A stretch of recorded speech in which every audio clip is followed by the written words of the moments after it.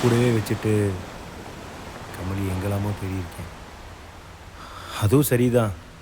உன்னை பார்த்த நாளே நீ தான் கமலின்னு கண்டுபிடிச்சிருந்தா என் ஆசையெல்லாம் அப்பயே தீர்ந்து போயிருக்கும்.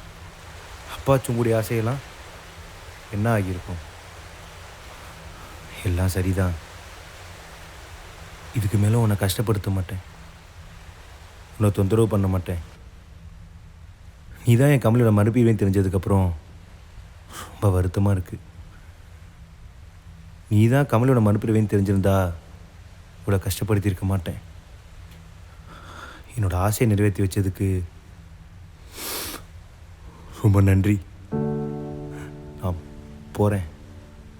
ஒரு நிமிஷம்.